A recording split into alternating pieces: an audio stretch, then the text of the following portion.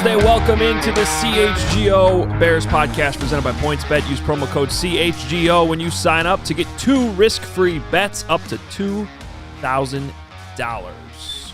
Welcome in. My name's Adam Hoge. Nicholas Moreano here. Kevin Kaduk sitting in with us today. You got the memo. We're all wearing black today. The pod in black. I'm here because our producer Lawrence didn't want to move the chair out, so that's it.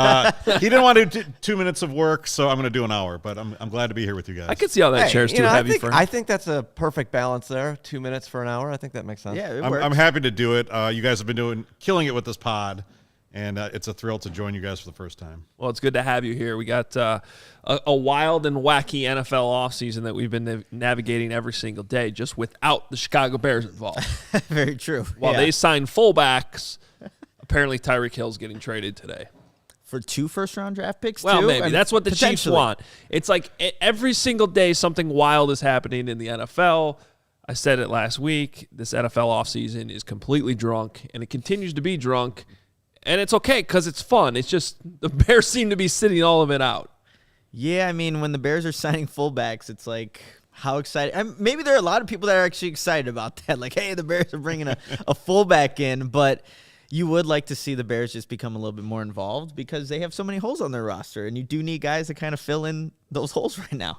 It's really tough because I'm fine with being patient. I'm fine with giving Ryan Poles a chance to execute his vision. And I don't want him going out there and spending all sorts of draft capital and cap room just to do something. Mm-hmm. But at the same time, are we going to have 22 players ready to go week 1? I don't know. They do have just so many bodies they still need to sign. That's it, yeah. That's part of it. And I think what we're going to end up having is a off-season OTAs minicamp period, Nick, where you and I are watching practice and the Bears front office is watching practice, and they're just doing a ton of evaluating of a ton of young guys. I mean, the reality is when it's all said and done, you only need 53 guys plus your practice squad once you get to the end of August.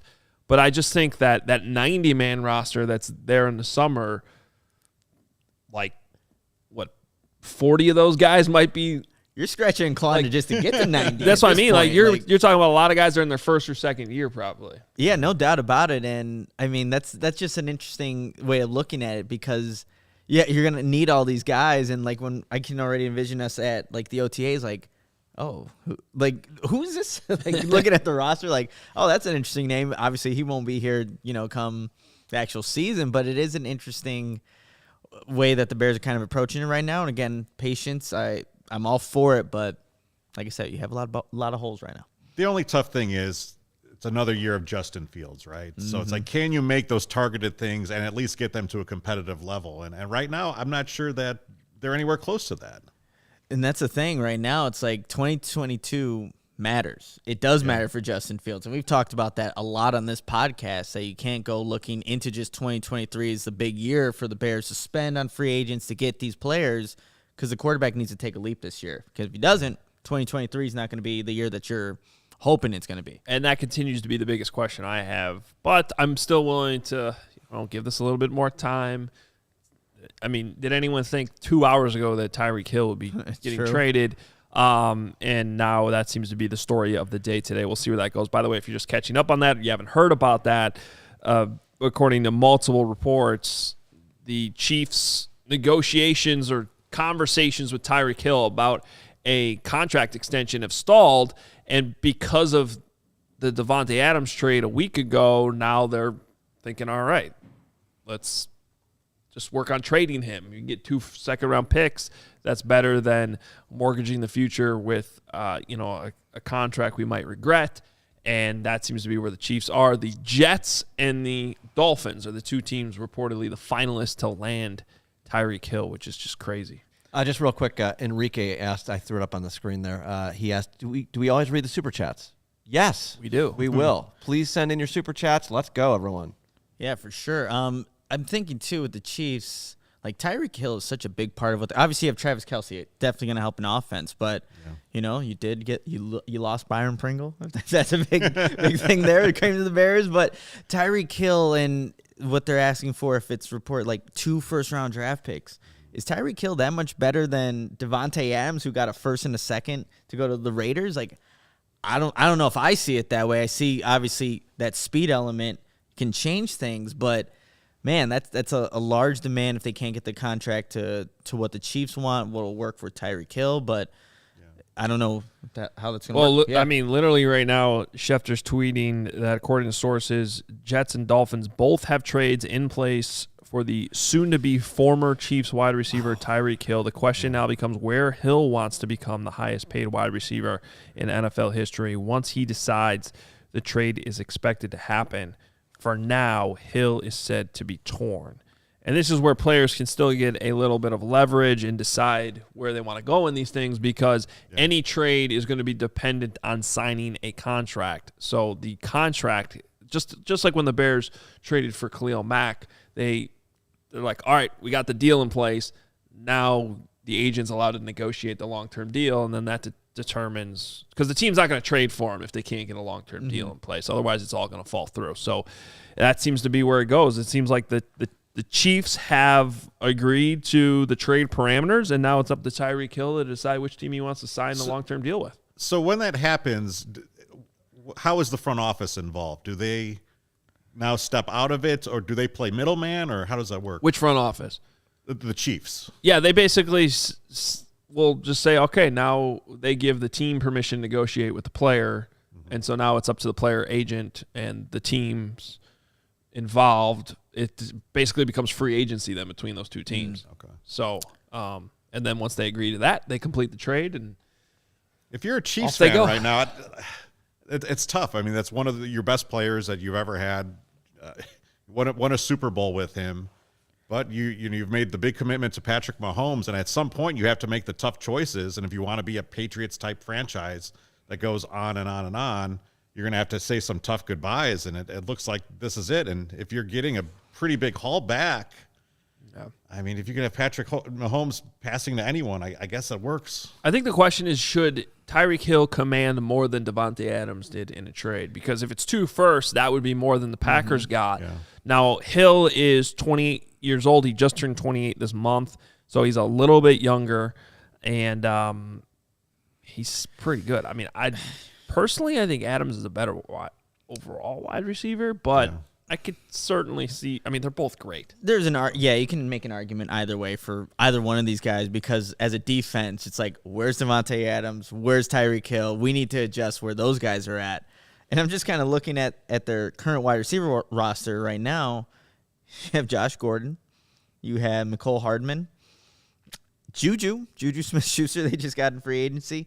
But this is what is regarded as a deep wide receiver draft. You get that first-round draft pick. I'm sure the Chiefs are going to do their homework as to who they want to bring in to, play alongside a Patrick Mahomes. Obviously, be on a cheaper deal, so you can make that work. But yeah, for me, I think Devontae Adams would be the better, I guess, well-versed wide receiver.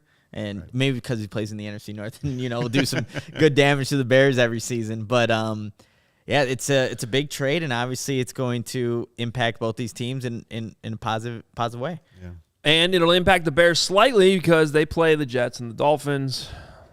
So one of the two teams, they're now going to have to defend Tyreek Hill. I like what Davisaur says here in the chat. He says, now the Bears can trade Pringle back to the Chiefs. I like that too. But there was a tweet from the rap sheet this morning that was like, they'll get draft picks in return, but for now, one option is MVS, who's in the building. I'm like, that's your option? Marquez Valdez-Scantling, not quite Tyreek Hill. The Bears traded 2 games of Rodgers and Adams for 1 game of Tua and Hill or Wilson and Hill, so I guess I'm fine with that. Yeah.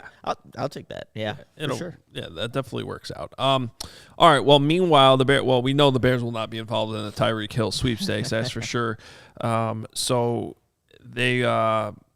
it'll only impact them in that regard and who they play. There was news yesterday that Teron Armstead, the left tackle we've talked about a lot here on the CHGO Bears podcast, will be signing with the Dolphins. So the Dolphins could be adding Armstead and Tyreek Hill within 24 hours. They're certainly making moves. They also took my coach that I really liked, Mike McDaniel.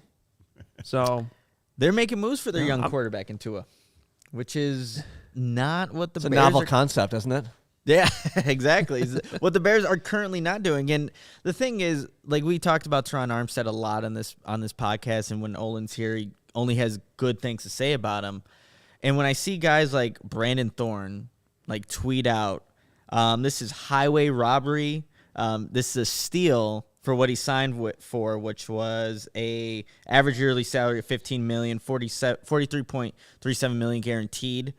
It's like, you wonder how serious the Bears were if they were actually in on Teron Armstead, because if that's a guy that even is going to miss a couple games each season, he does lock down that left side of your line. So obviously being in Miami Dolphins, and it's in the past now.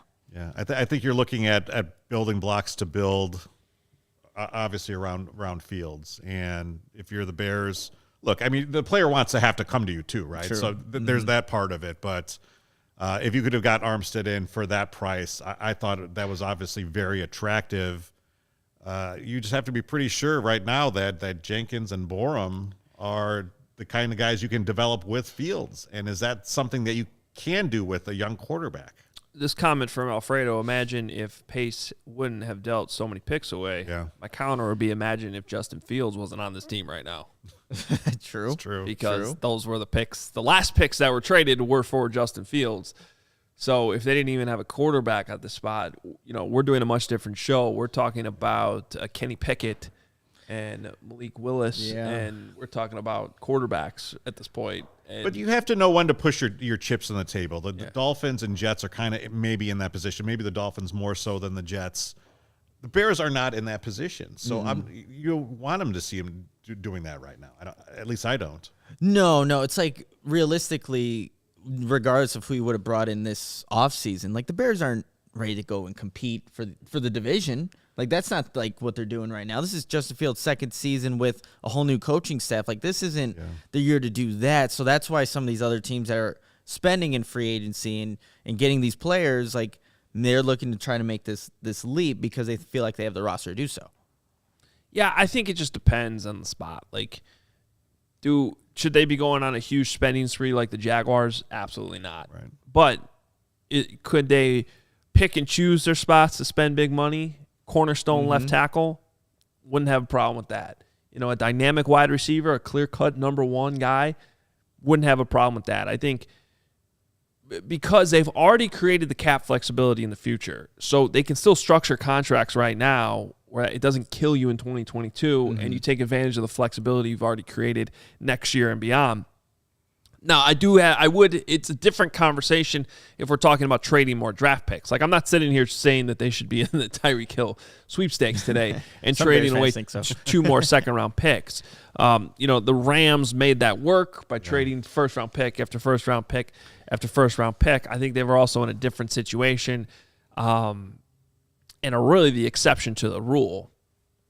Yeah. And are fortunate that they won the Super Bowl because because they went all in. Like, multiple times. If it doesn't work out this season, it's like it's going to blow up in the end. And actually, Lawrence, we do have the graphic because we kind of mentioned the Jaguars real quickly and kind of how they're approaching their current free agency. And I kind of just wanted to take a look at this because obviously they're making all these, I guess, splash signings, right? You see some big names there, but you also see the money associated with these players. And the Bears are obviously on the complete opposite end of this in terms of spending, the players that they're getting, and how they're kind of approaching these free agent signings. But my thing is, let's say the Bears did have that flexibility. It kind of looks like, to me, the Jaguars are rebuilding their team through free agency, which is not something that you want to do, right? No, and they're always doing this. Yeah, exactly. So they're trying to, I think, if you look at 2022, would it be crazy to say that the Jaguars would be better than the Bears?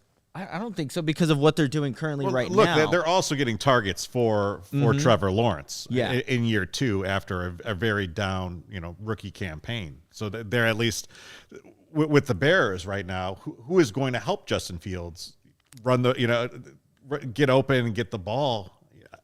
I don't know. It's Darnell Mooney and Pringle. Right, Pringle. I mean, that's the problem. Yes, we can say keep being patient. Other chips will fall, and honestly, today with Tyreek Hill is just another example of how these things because that's going to create another trickle down. Some trades lead to somebody else signing there to refill that void, or maybe the Dolphins have to cut somebody now because of it, or the Jets. I mean, this stuff will continue to play out over the next few weeks and months, quite frankly. But I'm still sitting here wondering, how do they get to the point where in August we're sitting here saying, oh yeah, they're clearly better. They clearly have built a better situation for Justin Fields to have success. Right now, the only thing we can really point to specifically is the coaching. Mm-hmm. And do give them credit for that. I mean, I do think the coaching should be better, should put Justin Fields in a better position to have success. But as we discussed yesterday on the show, it's still an unknown. We don't know how good of a play caller. A lot of first-timers still there on the coaching staff. Yes, there's a lot of unknown names on the coaching staff. So we don't know how Luke Getsy's going to call plays. We don't know how he's going to react when he gets punked on the first drive of the game and they go 3 and out because the defense prep better, which is going to happen. Mm-hmm. It always does. So that's still a risky proposition to me to just say, all right, run it back with mostly the same guys, small upgrade at center, extra Byron Pringle at wide receiver. Right now it just doesn't look good. I kind of like this question from Anish in the chat. It says, is it possible that Poles is not spending big this year so that they can be players in 2023 when they have picks back and the next star player who needs a contract requests a trade? ? I mean, it definitely is a possibility, but like we keep going back to, you still need to do enough in 2022. But the question is, were there just too many holes to begin with to where you were going to go into this season? You can't – I wonder if you could feel like you had an upgrade at every position, because it just seems like with this team, there's just too much to do so. So maybe you just got to feel comfortable at some point, because, again, Ryan Poles, Matt Eberflus inherited what was here. And that it's not their fault, but they can't address everything in one offseason. But 2023 is going to be a huge year for the Bears. So much cap space at draft capital, and hopefully the quarterback takes another leap here. Then, yes, maybe that's how they're kind of looking at it. But as we keep coming back to on this podcast, it's like they need to do more. Yes, they've had these 1-year deals and 2-year deals, very small contracts that are at positions of need right now for the Bears. So you look at inside linebacker, the center position, wide receiver. What position group do you feel good about? You can't. I feel good about, and by the way, I saw a comment in there, do the Bears still have Mac's brother? They do. They do. Ladarius Mack is still a Bear. So as of now, he could still be in training camp. Where do I feel good about the Bears? I feel good about kicker. They have a kicker, guys. This is huge. No. Yes. Yeah. Say it to me, Santos. My guy, Carlos Santos. He is still there. However, he has a new holder yet to be determined.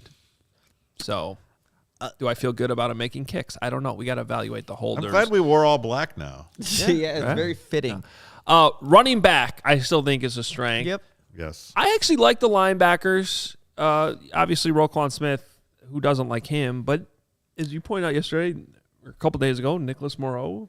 And that's where the coaching is going to come in. If this hits philosophy and Eberflus can really do what he wants to do, then yes, you will feel good about that. But it's going to take a few weeks into the season, and here on March 23rd, I don't know how, whatever. Yeah. I think as a group, real quick, the defensive line would be your strong, the edges. I mean, if you're looking at Travis Gibson, Robert Quinn, Quan Muhammad, and that's where it kind of stops. But it's that might be your most. I'm excited to see what Gibson can do. I think everyone is with the opportunity. We got to address the super chat, though. This is This Mason. is an important question. You know this guy. Mason, what's going on? Yeah. When is the CHGO B-Ball League occurring, and why are Nick and Adam dodging my pickup invite? Bears related. Which is worse, Tyreek Hill to Packers or Packers drafting 2 wide receivers in round 1? Well, both of those would be bad. But where am I missing this invite? You got to check your mentions, Adam. I know you get a bunch of them, but there's definitely B-Ball. Invites on Twitter? Yes. We got invited to the Chicago Softball Media League, which is Monday nights. Yes. We haven't made a decision on that yet. That I saw, but this basketball thing, I'm not ducking anybody. I'll go right now. Okay. Can we? we have a Mason, let's podcast go. to do. I got Hold my hoop and shoes at home. You guys were talking about the Combine, the Media League. Yes, the Seattle Seahawks. If you guys haven't seen on Twitter, I saw this. They do like a media combine where guys are running the 40, they're doing the vertical, doing the gauntlet. I'm all for that. That would be so much fun. And if You only do that because you would probably grade out pretty well among exactly, we could yeah. post it everywhere. That's perfect. I'd be all the way in on that. See, What would you want to do the most? out of all the In the combine? Yeah.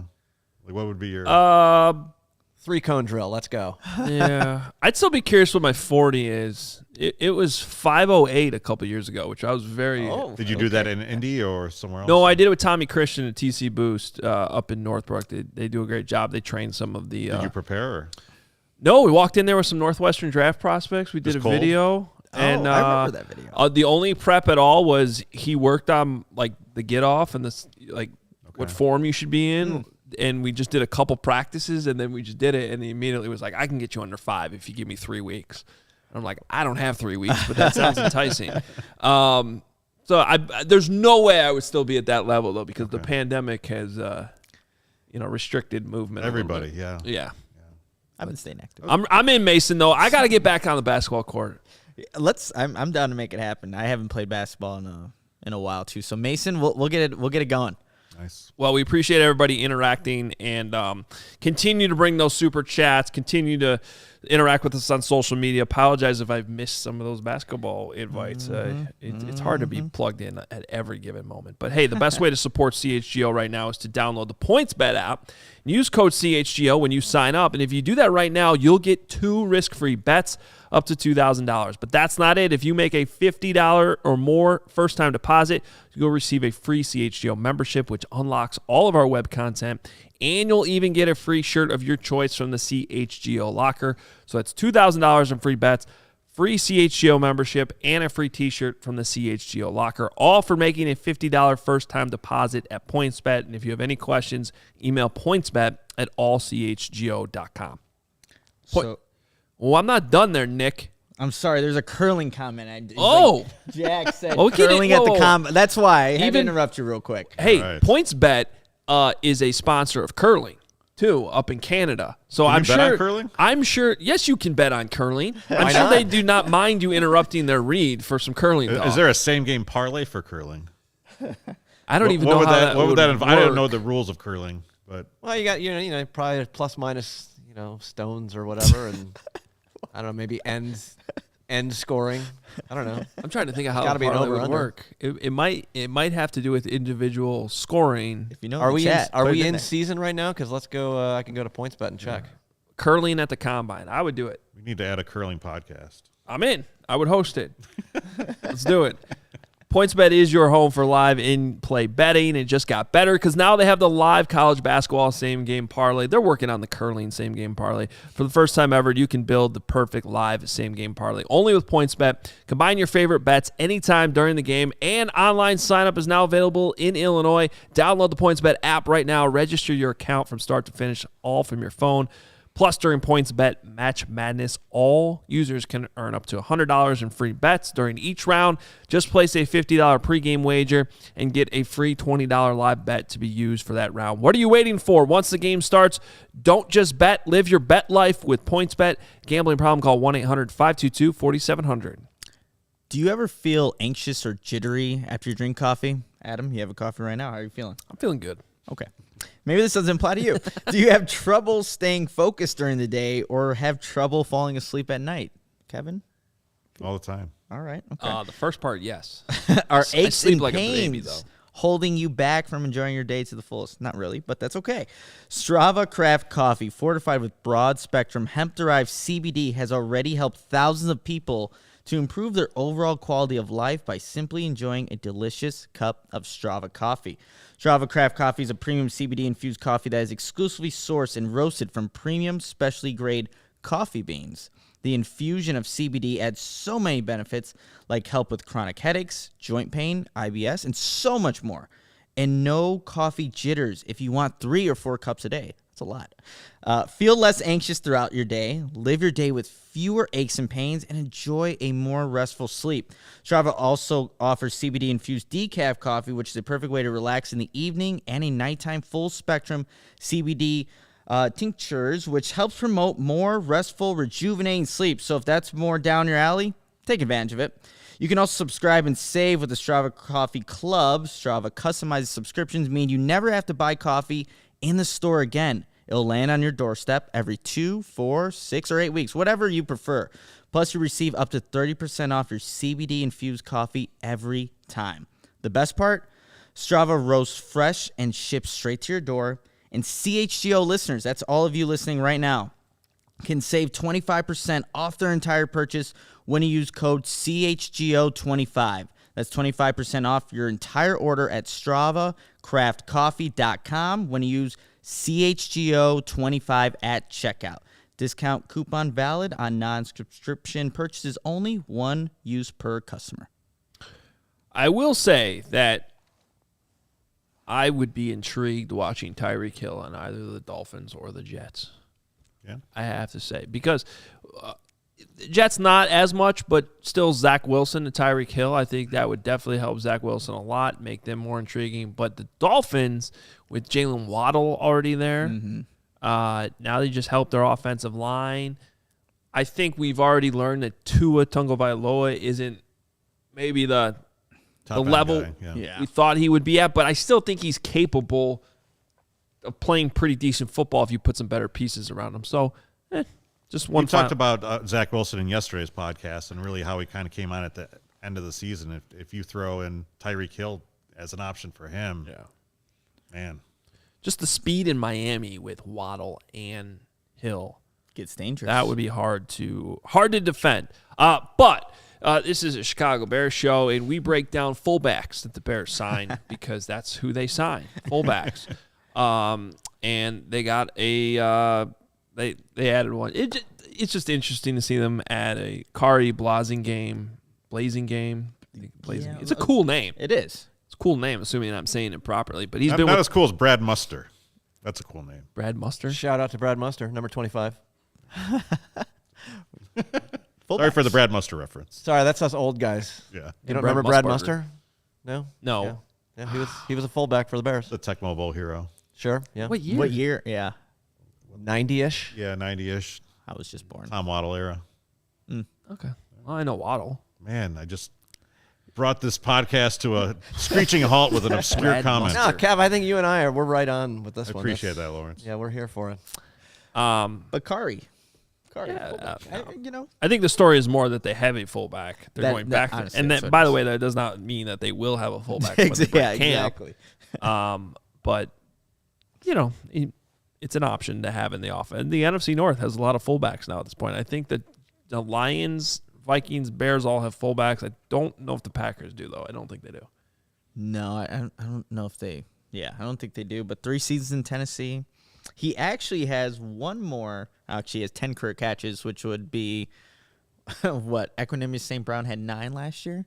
So, yeah, he's not very productive on offense, but he's a run blocker. That's what he does. That's what fullbacks do. They're I not feel like fullbacks are those guys that are just kind of faceless until they've been there a while and then yeah. kind of become cult heroes. But The more interesting news from yesterday, I thought, was that Trevor Siemian was visiting at Alice Hall. A couple years too late for me. I was trying to make the case like 2 years ago, may have even been before they traded for Nick Foles, that Trevor Siemian was someone that they should.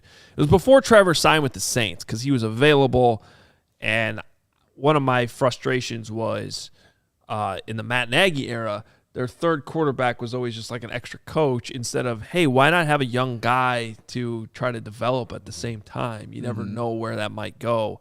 And Trevor Siemian is certainly not somebody that's going to go out and start 17 games for you, but he's not a bad backup option to have. The question where this becomes, I think, news with the Bears is what does it mean for Nick Foles? I'm still in the camp of you keep Nick Foles. You already paid him a roster bonus. He's good for Justin Fields. Unless he really wants to get out of Chicago and doesn't want to be here, wants another opportunity to start, he already showed you in Seattle last year that he can step up and win a game. Win a game for you. If you're not going to use the money. Yeah. I mean, not that you're saving all that much, but. I guess the counter argument might be for the people that just want to tank 2022. My problem that I've said many times with that is that what does that mean for Justin Fields' development? Well, I guess if there's a situation where Justin Fields is missing time, that doesn't really matter as much, and you don't really care as much about Nick Foles coming in and keeping you competitive. Yeah, that's true. And I was like, at this point now, it's like, who else? Again, you can use it for a backup, but I thought Indianapolis would have been a destination had they not made the move for Matt Ryan. But yeah, you keep Nick Foles on the roster, and Simeon, if they're looking, the guy almost has 30 career starts in the NFL since 2015. Again, it's a good backup, if that's what the Bears end up doing. But I guess that's the news on a Wednesday right now. Trevor Simeon. And fullbacks. I have nothing to add. Come on, he's a Northwestern Wildcat. I just think that, first of all, it doesn't even mean they're signing him. It's just a visit. A lot of times teams do their due diligence on these guys, and they should. I think sometimes we fall guilty of that in the season. Sometimes you'll have a week where, like, 4 wide receivers come visit on a Tuesday. You got to understand that teams are always planning ahead, always trying to evaluate. Never know what's going to happen later on in the season. So when you can get guys to come in and see them in person, it always helps. Here's a big super chat. Super duper chat. Super duper chat. Realistically, how many starters do you foresee us drafting this year? Ooh.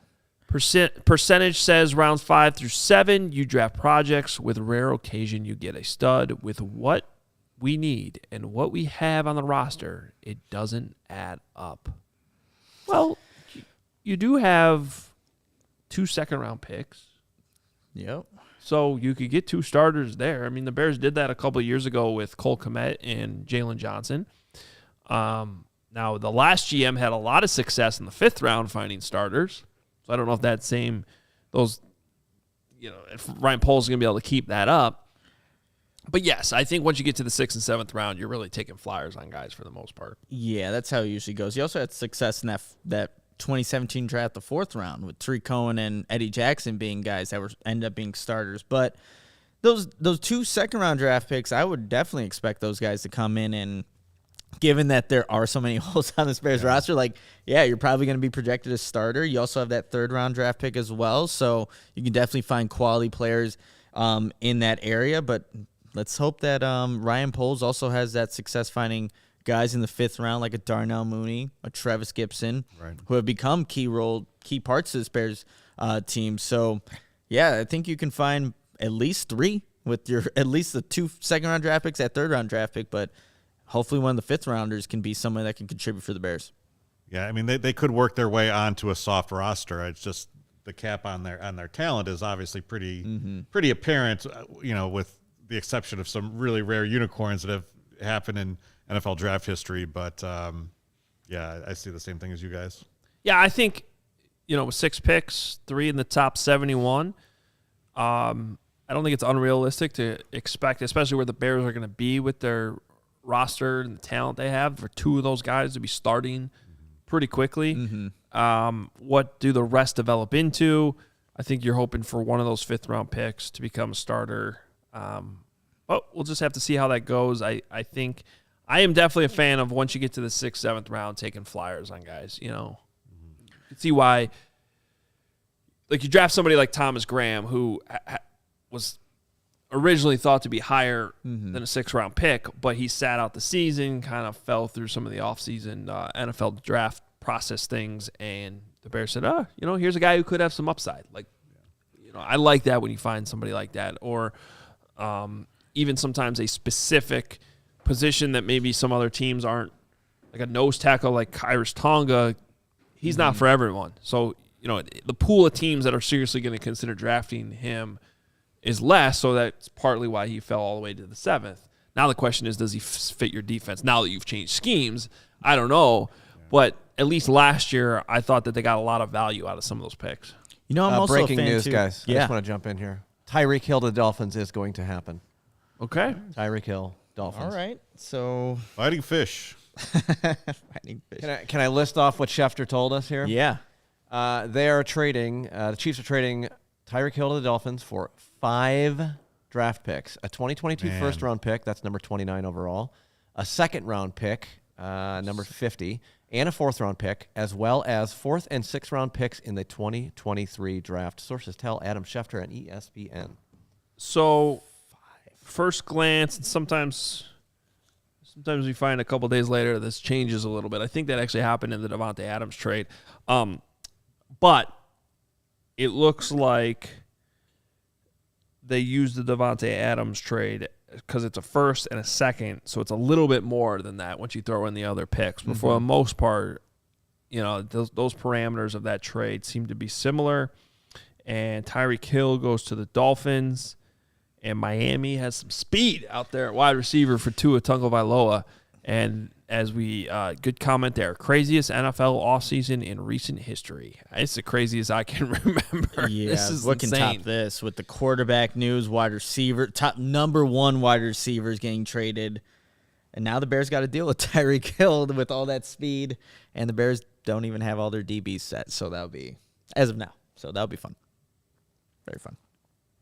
We were watching Waddle in practice last year because the Dolphins came to Hallis Hall, and that was kind of fun watching him even as like a rookie and played yet, going up against Jalen Johnson.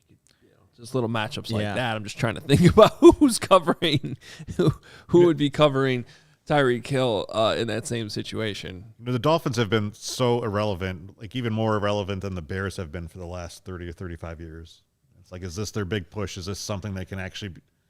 When's the last time anyone actually ever thought about the Dolphins? When's the last time anyone sat down and was like, I'm ready to watch this Dolphins game? Here's a big Dolphins game. When Tom Brady wasn't in the division. Maybe that's what, Right. Like, I mean, that's part of it, obviously, but. Yeah. I'm intrigued by the Dolphins. First of all, the coach they hired, Mike McDaniel, and how interesting and fun he is. Like, I don't know how it's going to all work. I don't know if they're going to be good, but they are certainly becoming a team that is interesting and will be interesting to follow. Way more interesting than they were last year. For sure. Before we continue this conversation, I have to tell you about our friends at PointsBet. If you enjoy CHGO, one way to help us continue to grow is to download the PointsBet app and use code CHGO when you sign up.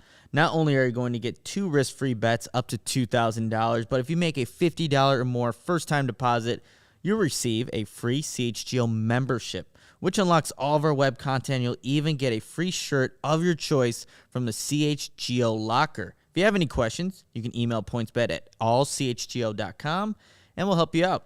And in case you missed it, online sign-up is available in Illinois. You'll be signing up with the fastest sportsbook, easier than ever, so you can start living your bet life in seconds. So what are you waiting for? Once the game starts, don't just bet. Live your bet life with PointsBet. Gambling problem? Call 1-800-522-4700.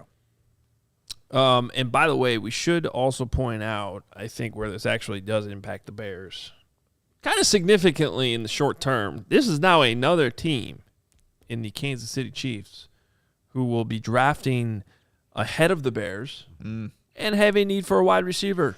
Yeah. The Bears need those. Yeah, so because that is the 29th pick. That is, according to Schefter, it's the 29th pick. And then the second round pick is number 50. So that would be Bears got 39. 39, and I just had their other pick up that I lost, but and that they have 48. So actually that would be behind both of the Bears picks in the second round. But at least you start to add this up between the Packers picks, the Chiefs picks that are ahead of the Bears not having that first rounder. There's going to be, and this is no surprise, we already knew this, but there seems to be a push from wide receiver needy teams to get in that range where we've been talking about Chris Olave, Garrett Wilson, the North Dakota State receiver Christian Watson. That's tough. It's tough. Yeah, especially because the Bears, they need to draft a wide receiver, and I would think it would be higher up on their needs because of what you currently have there. And yeah, just kind of going through the teams that are ahead of them, the Jets are still gonna, because they didn't land a Tyreek Hill, they can definitely still be in place, and they have the 10th overall pick. So maybe there's another wide receiver there. You also have maybe Washington. Maybe Washington goes and gets a wide receiver for who is it? Carson Wentz. So it's like that guy. That guy. So they're a guy. Obviously, there are teams ahead of the Bears. You can look, in this mock draft that I'm reading from the Ringer here, Garrett Wilson's going into the Eagles. So it's like there's a lot of teams that need wide receivers, and the Bears are obviously on that list as well. Do you want to make sure that you know that CHGO has podcast live shows for every team every single day, not just this Bears show. We have it on all the teams here in Chicago every single day. And those post-game shows, they've been really fun to watch with the Bulls. And we continue to have those going with our other teams as we get into baseball season. And if you want premium written content, that's for our members at allchgo.com. So make sure you check that out. We got merchandise for all the teams in the CHGO locker, and you get a free shirt when you become a member. So you can pick one of those shirts out with your membership, and that comes with a members-only Discord, the CHGO Lounge as well. And if you're watching right now on YouTube, make sure you hit that subscribe button below if you haven't already, and hit those notifications so you know if our schedule changes and when we go live. It should just pop right up on your phone then so you don't miss us. And if you miss any of our live shows here on YouTube, you can check out the podcasts wherever you listen to podcasts every single day. So make sure you're subscribed in both places wherever you listen to your podcasts. The impact that some of these moves are starting to have certainly apply to the NFC North, and there were some moves yesterday that impacted things. So Zadarius Smith, who we thought was leaving the division to go back to Baltimore, actually ends up with a different purple team, and he's in Minnesota with the Vikings and signed that deal. Interestingly, it was for similar money, and they get a pass rusher up there in Minnesota. However, I don't know. Zadarius Smith's time in Green Bay, he had flashes, but I didn't feel like he was ever an enormous problem. It's because I think where his problem lies with him, it's like he can line up in so many different spots on the defense, so that would give opposing offenses trouble. But you did have to worry about Preston Smith. And that I felt like was the guy. Obviously, they kept right, and Zadarius did deal with some injuries there, but he is going to be playing opposite of Danielle Hunter, who'll be coming back this season. So when you look at the division, the Bears need to worry about the Vikings in that pass rush. You have the Packers signed Jerron Reed, who was with the Chiefs last season, played 17 games, had a pretty good postseason with them. Then you have that goes with Rashawn Gary, Kenny Clark, Deion Lowry, and Preston Smith, like I mentioned. So, yeah, two teams up there that in the division with Justin Fields, who was sacked way too many times last season, and you don't even have your full offensive line set. So all great things to kind of. You're just talking about opponents and divisional opponents adding and getting better in the trenches, and the Bears still waiting to make that move, and that's what's scary. Comment up right now. Strange that the Bears didn't go after Hill. The problem, they didn't have a first-round pick. Yeah. You're out of it. Give them, yeah. Whether you're interested or not, you don't have a first-round pick. So you're out. You're never in. They didn't have the draft capital to go get them. Right. And you got your quarterback last year with this number one pick. But I do understand some frustration. I have some frustration, quite frankly. Tom Pelissero just tweeted out the offseason moves for the Dolphins on offense. They hire Mike McDaniel, so they went offensive head coach. Frank Smith, offense coordinator, was actually on the Bears staff a few years ago as tight ends coach.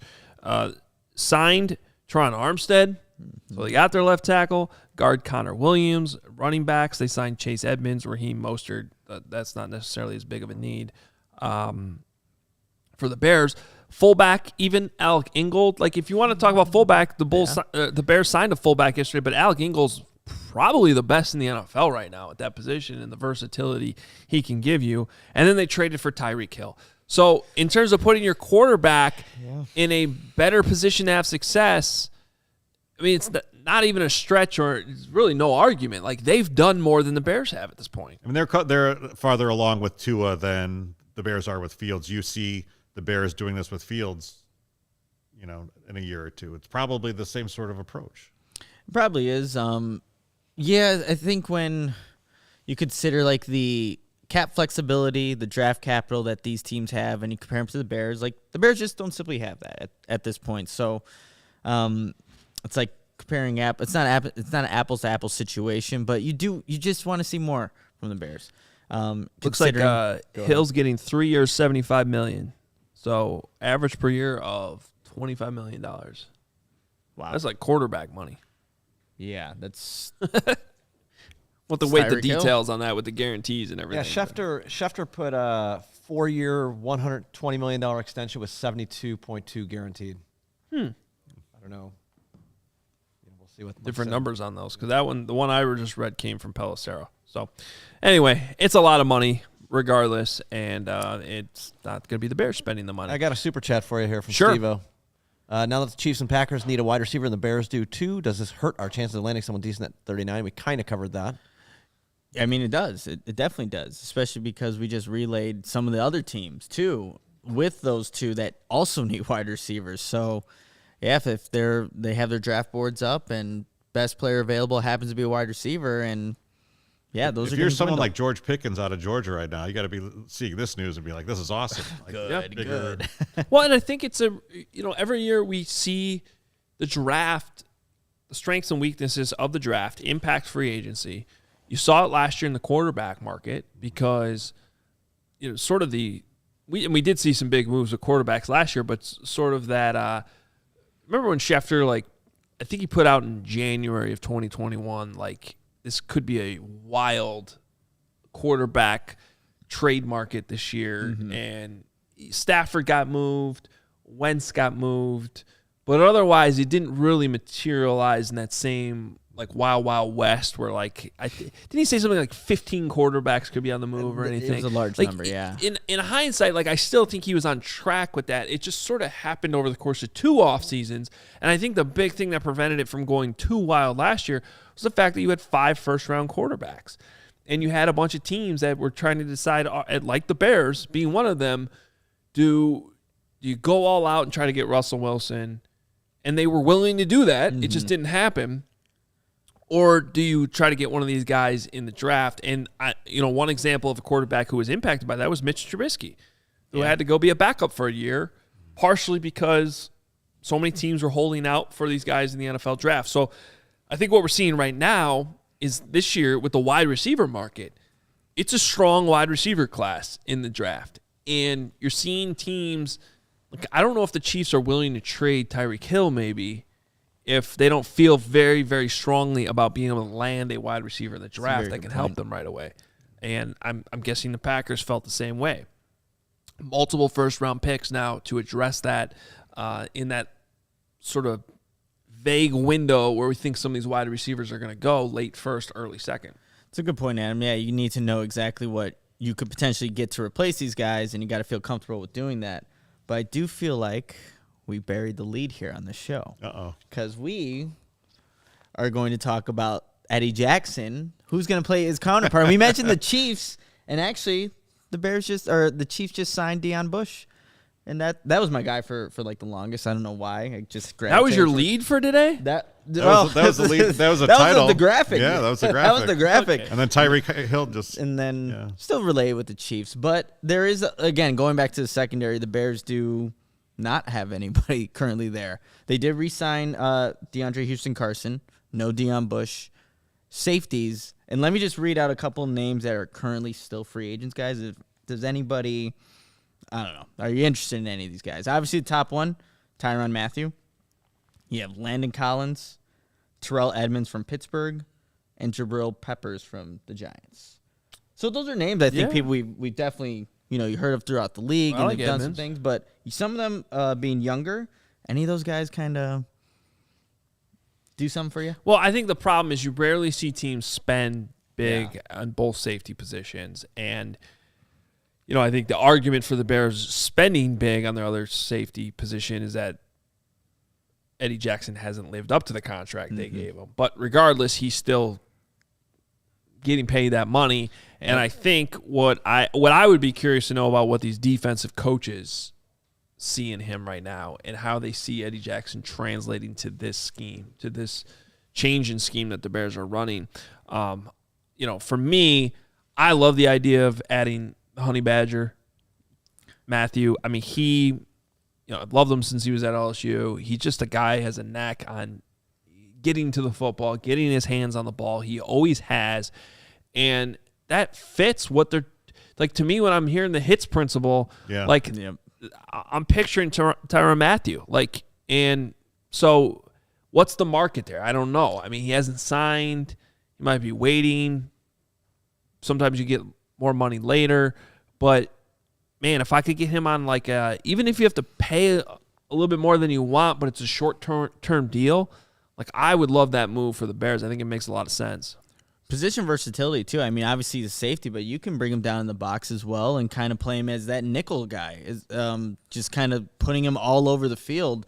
And honestly, we need to see what the Bears want to do also with Eddie Jackson, too. He spoke highly of wanting to be more in that nickel role when Sean Desai was here last season, and I don't know if that's going to be the case with this new Bears regime, but yeah, getting another, I think, just provides really good culture coming from the Chiefs and the Ryan Poles connection. It would be an interesting signing, but it's how much money are you going to allocate to just the safeties position? But they do need to find somebody that can actually play that role, because DeAndre Houston-Carson, nice depth piece, but not a 16, 17 game starter. Definitely a reserve. And yeah, I think you're looking at this defense, you need difference makers, you need playmakers, and Honey Badger can obviously do that. We have a comment, bring Mike Brown back. Here we go. Why not? Yes. Try it. Mike Brown's active on Twitter. I think he's I don't know if he's tuned in to any of these shows. He but actually commented on Olin Kreutz's character. Yeah, that's what it was. He's why'd you guys do him like that or something? Something along those lines. It's not our fault. He doesn't have hair. I don't know. He always talks about that. Olin Kreutz. I mean, it's not my fault. Also, I'm not the one who did the graphics. Somebody much more talented than me. So definitely don't blame me, but also don't blame anybody, because I think that's Olin's problem, to be honest. Yeah, it's just I don't know if he can change his face, but he's gonna come. He only had a former teammate that was in on that. It's interesting how we only take shots at him when he's not here. I'm scared for tomorrow. Yeah, I know. Should I clip this off for tomorrow's show? Yes, make sure Olin does not see any of this. I'm calling it sick tomorrow. We have a Don Knotts reference in the chat. Do either of you know who that is? I know who Don Knotts is. No. Kev, these kids. I think Adam's just playing along.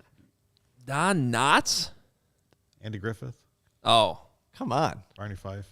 I'm 35 years old. I'm not young, but I think this is more of an indictment. This guy's wearing a Maurice Linnell cookie shirt. If you know what a Maurice Linnell cookie is, you should know what Don Knotts is. Who is he? Dead? He's probably dead, right? Yes. Don Knotts alive or dead? Anybody like? Let's talk more about the pinwheels. I mean, that's seriously, best cookie in the world. They're amazing, and I'm so sad that they're gone. The best cookie in the world. I'd put them up there. Weren't they hard cookies? I don't like hard cookies. They were crispy, yeah. They're a little hard, yeah. I kind of let them. They're a coffee cookie. I let them out, and they got softer, and that was. They're a coffee cookie, not a milk cookie. Yeah, if it's a crouton, I don't want it.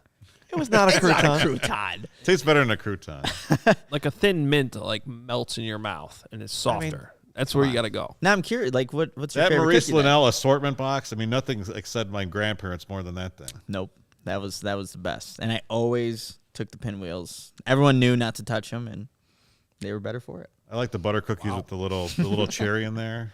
We're talking Chicago stuff, Adam. It's fine. Yeah, no, I'm all in on the cookie chat. Just I'm just against the pinwheels. It's a great shirt, though. From a cookie chat to a super chat, guys. Ooh. CBP film.